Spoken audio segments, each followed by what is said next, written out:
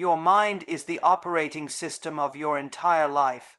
Every single thing you do, every decision, every reaction, every habit stems from the programming running inside your subconscious mind. Most people walk through life unaware that their daily outcomes are not driven by what they want consciously, but by what they believe subconsciously. This is why no matter how badly someone says they want to succeed, if their internal programming is wired for fear, doubt, limitation, or lack, they will constantly sabotage themselves without even knowing it. They will procrastinate, hesitate, second, guess, or simply quit. Not because they are lazy or unmotivated, but because their mind has been conditioned to stay within the bounds of comfort and safety. When you wake up each morning, your mind doesn't start fresh, it reverts to its dominant patterns. Think about that. If your dominant thoughts are filled with insecurity, failure, regret, or fear, those will be the energies running your system as you step into the day. That's why successful people build daily routines that actively reprogram their thinking. They don't just hope for motivation, they install it. They don't wait for clarity, they create it. They understand that the conscious mind, when used repetitively and intentionally, can plant new instructions into the subconscious mind. But it takes daily effort. It's not about doing something once and expecting change. It's about consistency. It's about repetition. It's about waking up every day and deciding to take back control of your operating system. What does that look like practically? It looks like starting your day not by reacting to messages or scrolling through social media, but by sitting with your thoughts and choosing them carefully. It looks like closing your eyes for 5 minutes and visualizing the exact kind of person you want to become, the confidence, the strength, the clarity, the discipline. It means speaking affirmations out loud, even if you don't believe them at first, because every repeated thought is a seed. Every affirmation you speak plants an instruction in your subconscious, and when you do this daily, those seeds start to grow, the beliefs start to change, the feelings start to align, the actions follow. And soon, your results begin to transform. But most people never do this. They let their environment control their programming. They let negativity in before they even leave the bed. They check the news, scroll through negativity, read messages filled with pressure and comparison, and wonder why their anxiety is high and their motivation is gone. They never realized they gave up control of their operating system. You cannot build a successful life with broken code. You must become the coder. You must decide what instructions your mind receives each day. And the best way to do that is to create a non-negotiable routine that reinforces your power, not your weakness. Every day is an opportunity to reprogram. Every morning is a new beginning, not just spiritually, but neurologically. Your brain is in a receptive state after sleep. It's the perfect time to influence it. If you fill it with intention, gratitude, goals, affirmations, and visualization, you begin to bend the day in your favor. You walk out into the world already grounded, already focused, already aligned with your bigger purpose. And when life throws negativity at you, and it will, you have a foundation, you have armor, you don't crumble because you've already reinforced your mind, but this must be done daily. The mind reverts. It defaults, it loves familiarity, even if that familiarity is destructive. That's why people stay in toxic cycles. That's why they keep repeating the same habits, choosing the same relationships, avoiding the same fears. They don't realize that their subconscious mind is running a loop. The only way to break that loop is through consistent, intentional reprogramming, and that comes from a daily routine that aligns your mind with the life you want, not the life you're trying to escape. You become what you practice, and you practice what you repeat daily. This is not philosophy, it's biology. Your brain wires together what you fire together. If you keep firing thoughts of power, gratitude, purpose, confidence, and abundance, the neurons wire in those directions. You literally change the structure of your brain over time, and once that happens, your decisions change, your habits change, your mood improves, your energy increases, you attract new people, you stop tolerating things that drain you, you stop playing small, you stop giving in to fear. You realize that the world didn't change, you did. And that change began the moment you started treating your daily routine like a non-negotiable appointment with your future. You stopped hoping for success and started preparing your mind for it, every single day, without exception, because that's what it takes to rise above the old programming and create a new destiny. The way you begin your day has more power than most people realize. The first hour after you wake up is not just a transition into the day. It is the foundation upon which your mental state, your decisions, and ultimately your success is built. That first hour is when your brain is most absorbent, when your subconscious is still open, and when your internal state is most vulnerable to influence. If you don't consciously set the tone, something else will. And usually that something is chaos, distraction, or negativity. What most people do first thing in the morning is exactly what keeps them stuck. They reach for their phones, they start scrolling. Emails, messages, news, social media. It all comes rushing in before they've even taken a breath of fresh thought. And in doing so, they enter the world already reacting, already behind, already anxious. They didn't build the day, they were thrown into it, and from there they're playing catch-up. They're overwhelmed, unfocused, emotionally exhausted by noon, and disconnected from their bigger goals. It's not because they lack ambition. It's because they failed to own their morning. Successful individuals understand the silent power of a morning routine, not because it's a productivity hack, but because it's a psychological declaration. I am in control of my life. And control begins with the first conscious actions of your day. Before the world tells you who to be, you must remind yourself of who you are becoming. That's why morning rituals aren't optional. They are foundational. They align your mindset, sharpen your intention, and elevate your emotional frequency before you face the outside world.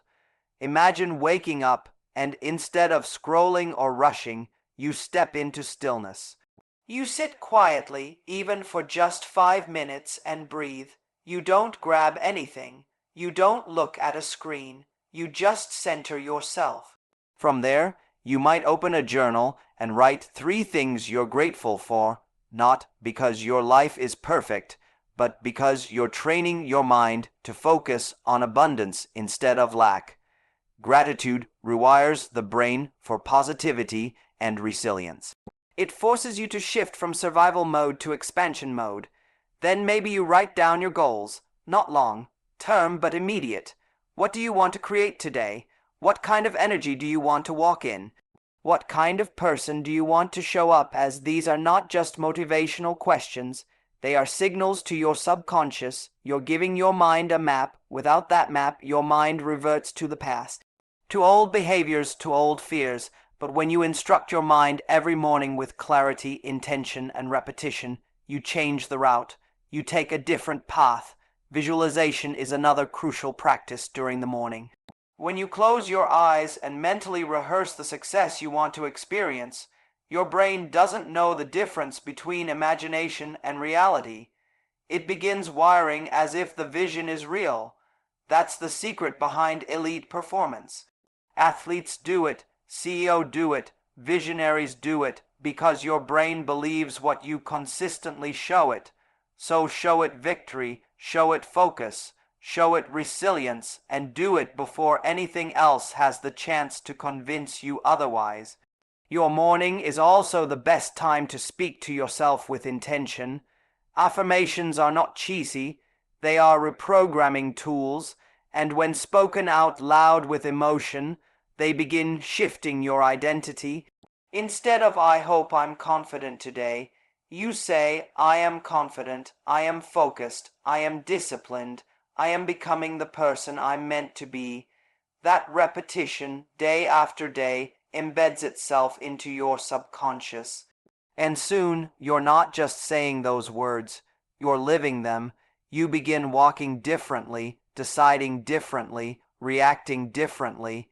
Your energy shifts, and that shift affects everything. Movement is also part of a strong morning routine. You don't need a full workout, just enough to wake your body, raise your heartbeat, activate your energy. Your physiology directly impacts your psychology. If you start your day hunched over a screen in silence and stillness, your energy stays low. But if you get the blood moving, breathe deeply, stand tall, you send a signal to your nervous system. We are ready. You shift from lethargy to activation, from stagnation to motion, and from there, action becomes easier.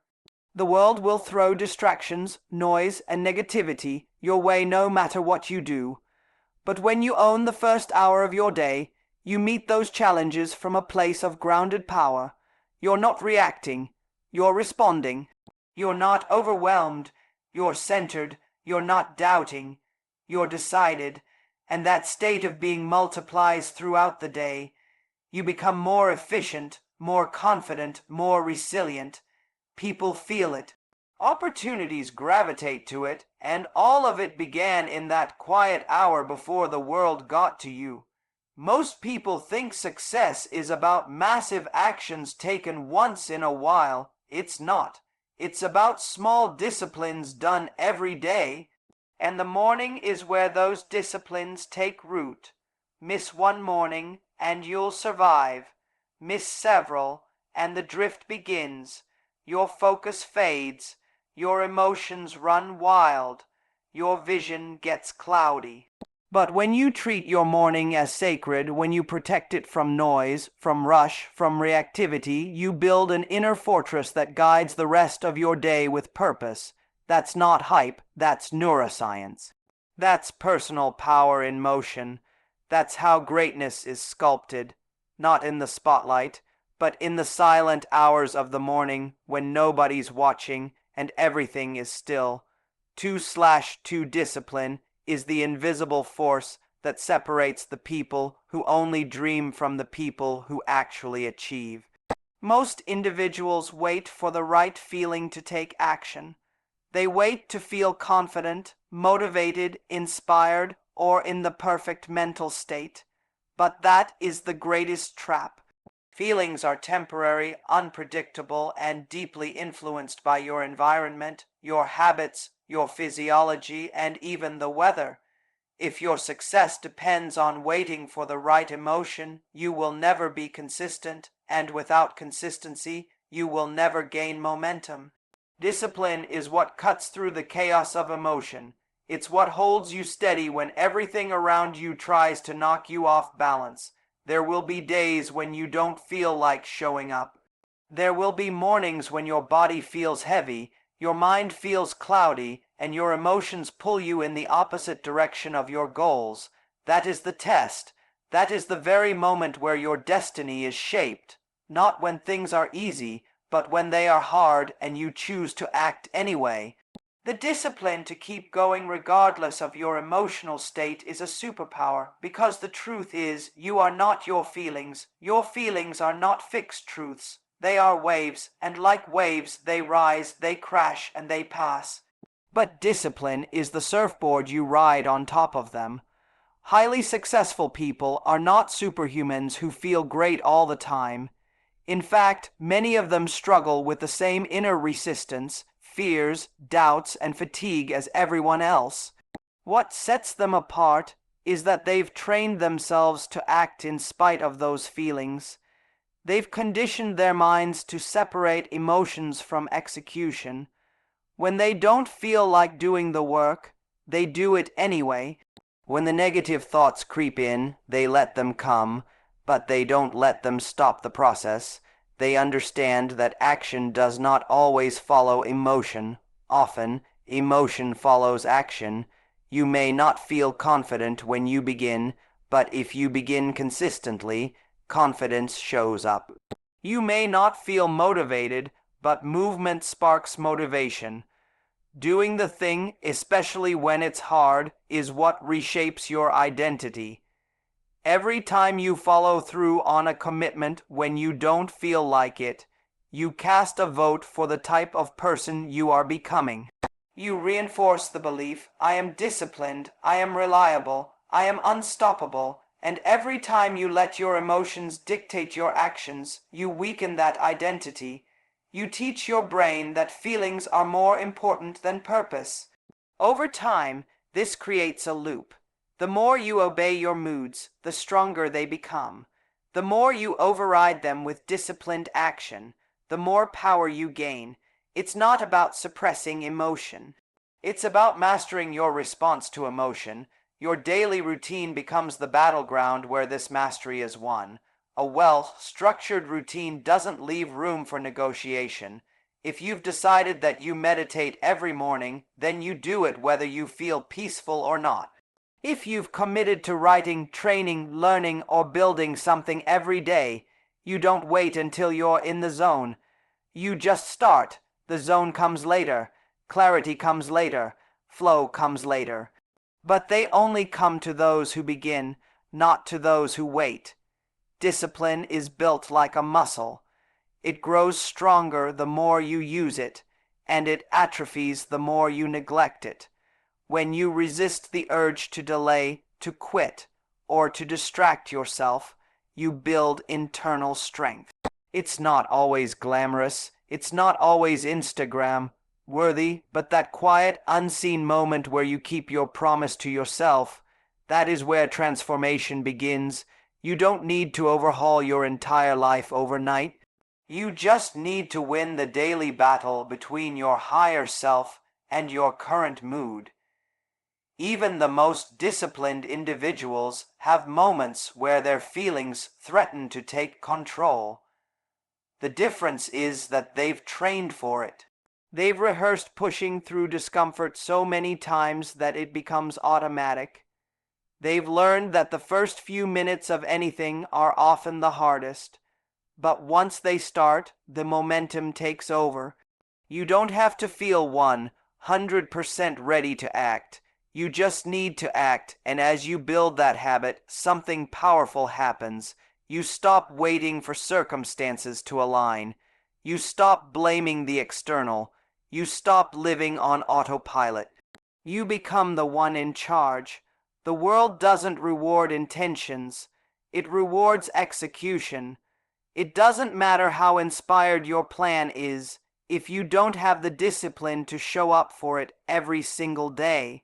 The marketplace respects consistency. The body transforms through consistent effort. The mind sharpens through repeated challenge. None of these things care how you feel. They respond to what you do. And when you elevate your discipline above your emotion, when you prioritize your habits over your moods, when you take action regardless of your state, you begin to trust yourself. That trust becomes confidence. That confidence becomes momentum. That momentum becomes mastery. And it all begins with a single act of discipline done when it's the hardest to do. Your environment is either silently pulling you forward or quietly holding you back. Most people don't realize that no matter how much willpower they have, if they are constantly surrounded by chaos, negativity, distraction, or low standards, their results will always be limited. You cannot outthink or outwork a toxic environment. It will slowly drain your energy, lower your standards, cloud your thinking, and erode your discipline. Success is not just about motivation or mindset. It's about what you expose yourself to every single day. Your environment is the system that either reinforces your growth or guarantees your stagnation. People often underestimate how much their surroundings shape their habits. If your phone is the first thing you see when you wake up, you'll probably start your day reacting instead of creating. If your room is cluttered and disorganized, your mind will reflect that chaos. If you spend time around people who constantly complain, doubt, gossip, or make excuses, their energy will unconsciously bleed into your belief system.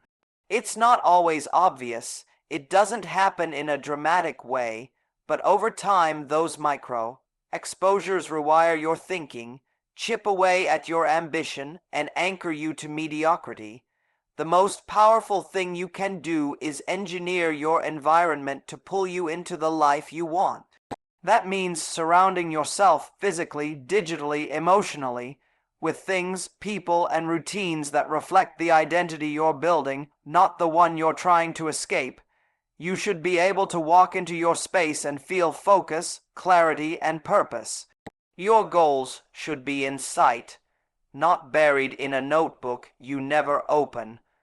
Your habits should be designed into your day, not left to chance. Your time should be protected, not scattered by constant interruptions and energy leaks. Look around at your life. What's on your walls? What do you see when you wake up? Who are the 5 people you talk to most often? What content fills your feed? Every one of those factors is programming you, either toward discipline, focus, and ambition, or toward distraction, fear, and comfort. If you want to change your life, start by changing your default inputs. Remove what drains you. Remove what distracts you. Remove what tempts you to break your standards. Replace it with systems that make high performance the path of least resistance. One of the best ways to design your environment is to make your positive habits easier and your negative habits harder. If you want to read more, keep books in visible places, on your desk, your nightstand, and your kitchen counter. If you want to wake up early and meditate, lay out your cushion and water the night before. If you want to journal daily, keep your notebook open and ready. On the flip side, if you want to stop scrolling endlessly, delete social media apps from your phone. If you want to stop hitting snooze, place your alarm across the room.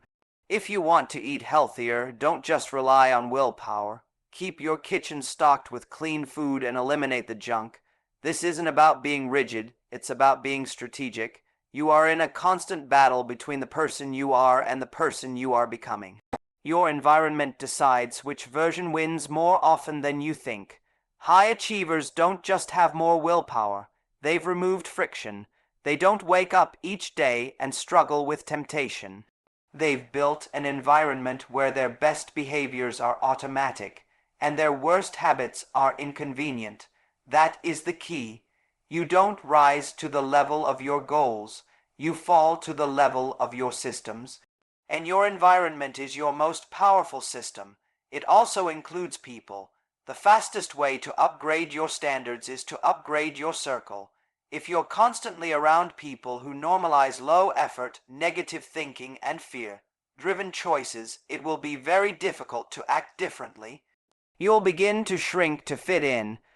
But if you put yourself in rooms where ambition is normal, where excellence is expected, where discipline is respected, you will stretch. You will elevate, not because of pressure, but because of exposure. Your belief system will expand when you consistently see what's possible. And sometimes the greatest act of growth is simply removing yourself from environments that no longer reflect your future. Even your digital environment matters. Your phone should be a tool, not a trap. Most people use it in ways that sabotage their focus and feed their insecurity. Instead, curate your feed. Unfollow anything that doesn't align with your values. Subscribe to content that teaches, challenges, or uplifts.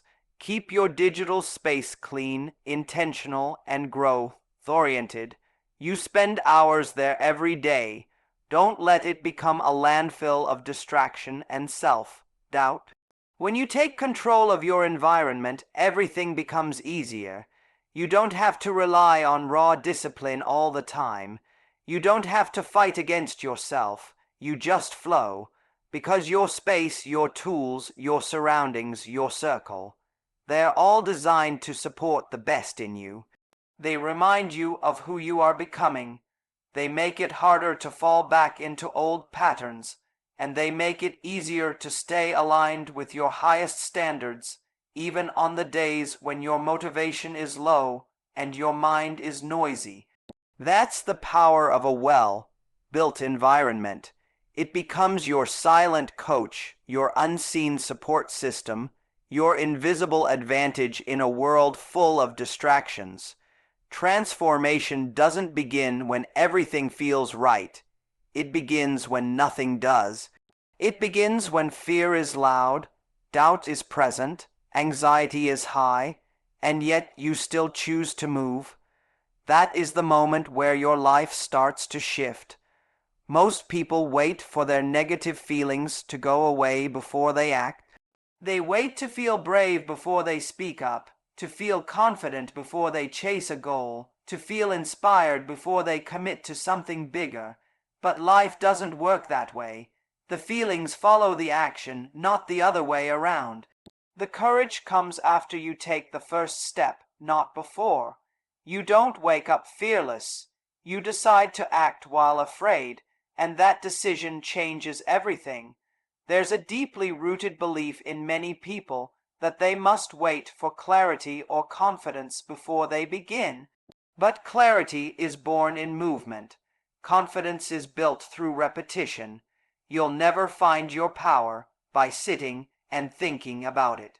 You'll only discover it in the doing, when you push forward through resistance, when you show up through the discomfort, when you keep going despite the mental noise. That is when the transformation begins. That is when the identity shift starts to occur, and it starts quietly, not with fireworks, not with grand gestures, but with a simple decision to take action in the middle of the emotional storm. Everyone experiences negative feelings. Fear of failure, fear of judgment, overwhelm, self-doubt, insecurity. These are not signs that something is wrong with you. They are signs that you are human and that you are stretching beyond your comfort zone.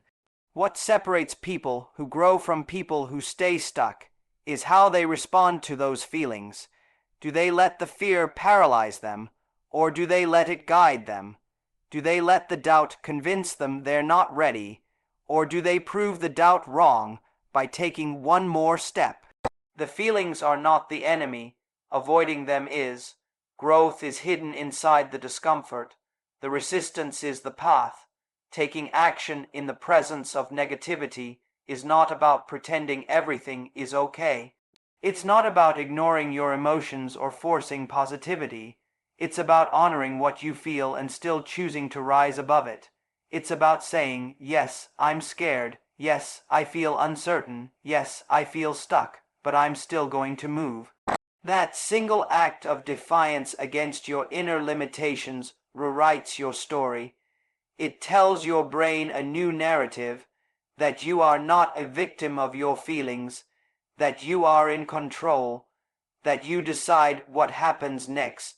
Not your fear, not your past, not your circumstances. That's the moment when people begin to change, not when their life becomes easier, but when they stop waiting for it to be, when they stop postponing their actions until they feel ready. Readiness is a myth. No one ever truly feels ready. Readiness is something you earn by walking into the unknown, by doing the uncomfortable thing, by facing the part of you that wants to stay small and choosing expansion instead. That's how you grow, that's how you break cycles, that's how you change your destiny, and the beauty of it is, the more you act through the negativity, the less power it holds over you.